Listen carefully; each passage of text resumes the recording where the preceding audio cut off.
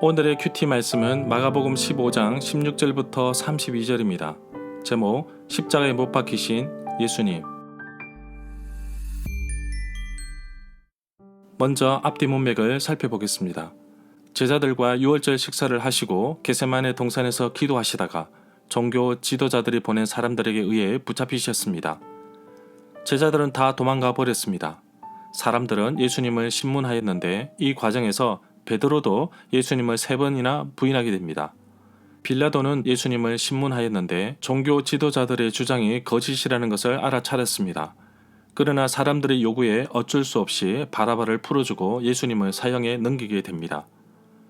로마의 군인들이 예수님을 학대하고 모욕합니다. 자색 옷을 입히고 가시관을 씌우며 유대인의 왕이여 평안할지어다 하였고 침 뱉고 꿇어 절하며 조롱하였지만 예수님의 행동이라 말은 기록되어 있지 않습니다.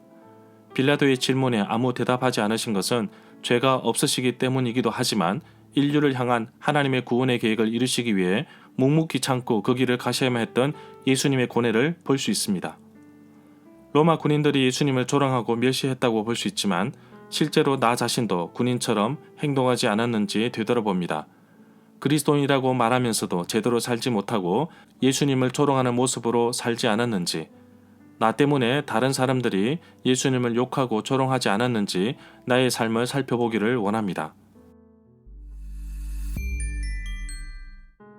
문단을 나눠보겠습니다. 16절부터 20절은 군인들이 예수님을 조롱함, 21절부터 32절은 십자가에서 못 박히심. 16절에 보면 군인들이 예수님을 조롱하는 내용이 나오는데 마가복음 15장 16절부터 20절, 마태복음 27장 27절부터 31절, 요한복음 19장 2절부터 3절에 나옵니다. 17절에 보면 자색 옷은 흔히 있는 붉은색 군복의 하나였을 것으로 봅니다. 로마 군인들이 둘렀던 망토를 의미하는 것으로 봅니다. 19절에 보면 갈대는 마태복음 27장 29절에 의하면 무엇보다도 통치권의 상징으로 사용되었습니다. 21절에 보면 십자가에 못 박히시는 내용이 나오는데 마가복음 15장 21절부터 32절, 마태복음 27장 32절부터 44절, 누가복음 23장 26절부터 43절, 요한복음 19장 17절부터 27절에 나옵니다.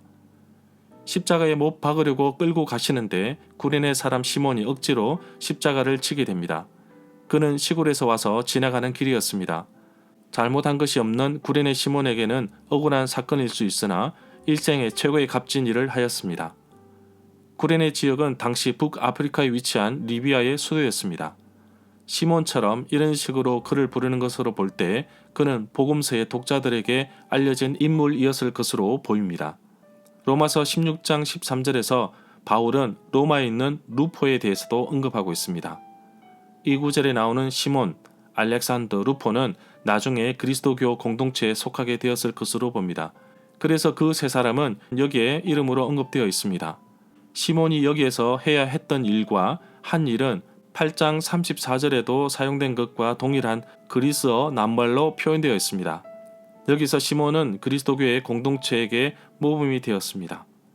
22절에 보면 군인들은 예수님을 해골 지역이라는 뜻을 가진 골고다로 끌고 갔습니다. 예수님께서는 예루살렘 성 밖에 있는 처형 장소로 보내져서 두 강도들 사이에서 십자가에 못 박히셨습니다. 십자가형은 로마식 처형 방법입니다. 십자가에 못 박힌 죄수는 완전히 숨을 거둘 때까지 보통 며칠씩 살아남아 있었습니다. 판결에는 유죄 판결을 받는 죄수가 자신이 처형될 십자가의 가로나무를 처형장까지 지고 가는 것이 포함되어 있습니다. 23절에 보면 모략은 특정한 관목의 향기나는 송진이었습니다. 이 송진은 몸에 바르는 향수를 만들기 위해서 기름에 첨가되었습니다. 나무에서 나는 진으로 단맛이 나고 아주 값이 비쌌습니다. 약으로도 쓰였으며 유대인들은 그것을 죽은 사람을 장례하는 데 사용하였습니다. 예수님은 모략을 탄 포도주를 받지 않으신 것은 십자가에서 온전한 고통을 감당하기 위함이었습니다.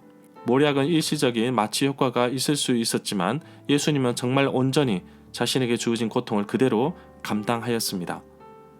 25절에 보면 제3시 오전 9시에 예수님을 십자가에 못 박았습니다. 유대인들은 해가 뜨면 그때부터 시간을 세웠습니다. 오전 6시부터 시간이 시작됩니다. 28절에 보면 28절은 없습니다. 원래 있었는데 없어진 것이 아니라 성경을 번역한 사본을 비교하다 보면 다른 사본 성경에는 있는데 마가복음에는 이 구절이 빠져 있기 때문에 없음이라고 표현하였습니다. 어떤 사본에서는 28절에 불법자와 함께 인정함을 받았다 한 성경이 응하였느니라가 있습니다. 절마다 상세한 설명과 구절 해석, 핵심 내용과 중심 줄거리는 네이버 블로그에 올려져 있습니다. 내게 주시는 교훈입니다. 로마 군인들은 예수님을 식민지의 사형수로 취급하면서 말로 표현할 수 없는 조롱을 합니다. 심지어 군인들은 손으로 때리기까지 했습니다. 그러나 예수님은 십자가를 지시는 가운데서도 저들을 사하여 달라고 기도하셨습니다. 머리를 짓누르는 가시관은 너무나도 아프셨을 것입니다. 예수님은 수많은 고통을 참으셨습니다. 능력이 없으신 것이 아니라 우리를 구원하기 위해 그 모진 모욕을 참으신 것입니다. 예수님이 당하신 그 고난 때문에 나는 이제 구원의 기쁨을 알게 되었고 누리게 되었습니다. 나를 구원하시기 위해 십자가의 조롱과 고난을 당하신 예수님께 진심으로 감사의 말을 전하고 싶습니다. 예수님, 감사하고 사랑합니다. 예수님을 모른다고 부인하였던 베드로와 달리 구레네 출신 시몬은 억지로라도 예수님의 십자가를 지고 갔습니다. 시몬에게 있어서 그는 죄인도 아닌데 십자가를 져야 하는 억울함도 있겠지만 예수님은 그의 수고를 기억하실 것입니다.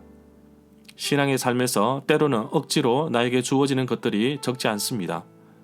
시몬이 억지로 십자가를 졌다고 하지만 실제로 예수님도 옆에 계셨습니다.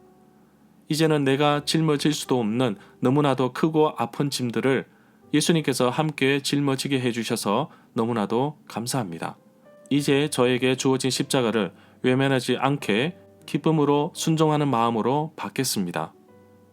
29절에 지나가는 사람들과 대제사장들과 서기관들도 함께 있는 사람들도 동일하게 예수님을 희롱하고 조롱하였습니다. 그들의 말에 예수님은 당장이라도 증명할 수 있었지만 끝까지 십자가에서 내려오지 않으셨습니다. 예수님의 무능력함이 우리를 향한 구원의 시작이 되었고 예수님이 당하신 억울함과 모욕이 우리에게는 구원이라는 기쁨이 되어 돌아왔습니다. 예수님 때문에 우리가 때로는 조롱을 당하고 억울함과 손해를 볼 수도 있을 것입니다. 그러나 예수님께서 당하신 고난과 조롱과는 비교조차 되지 않습니다. 오늘도 나에게 주신 구원의 기쁨을 마음껏 누리고 예수님의 고난에 함께 동참하는 하루가 되기를 간절히 소망합니다.